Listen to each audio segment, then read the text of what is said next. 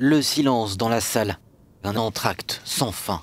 Depuis un mois et pendant près de la moitié de l'année 2020, ce cirque a dû fermer ses portes et cela risque de durer. Car si les salles de spectacle doivent en principe rouvrir à compter de la mi-décembre en France, le concept ici c'est de dîner devant le spectacle.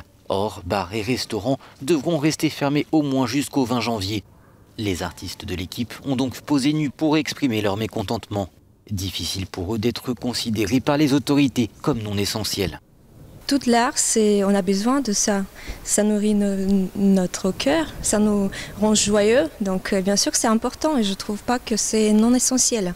En attendant, ces artistes originaires de Russie, d'Ukraine ou d'Argentine ne lâchent pas l'entraînement. On ne peut pas être juste en vacances pendant des mois et des mois. Nous, si demain on doit être sur scène, on doit être en état de faire nos numéros. Le patron dit n'avoir d'autre choix que de faire des économies pour éviter la banqueroute, tout en veillant au moral des troupes. On a eu recours au chômage partiel, les artistes sont au chômage sur le système de l'intermittence, du spectacle. Et on a fait un PGE, un prêt garanti par l'État pour pouvoir sauvegarder notre trésorerie et tenir le choc économiquement jusqu'à la reprise qu'on espère arrivera bientôt. Si les magasins non essentiels ont pu rouvrir ce week-end en France à condition de respecter un protocole sanitaire strict, ce n'est pas le cas des 200 000 cafés et restaurants ni des salles de sport. Et d'après un syndicat, elles ont perdu cette année un tiers de leur chiffre d'affaires. Et pour les plus petites structures privées, la situation empire de jour en jour. C'est aussi le vide qui règne dans cette salle de sport et de danse. Stéphane a dû la fermer fin septembre au moment où les clients décident de souscrire un abonnement. Résultat, aucune rentrée d'argent pour le moment.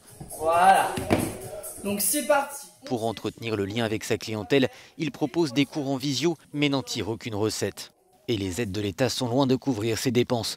Pour le moment, Stéphane n'a donc pas d'autre choix que de vivre dans une pièce aménagée, dans sa salle de sport. Là, en janvier, ça fera à peu près 10 mois que je paye mes loyers, qui sont un peu plus de 2000 €. En fait, je vais avoir travaillé 1 mois et demi à tout casser.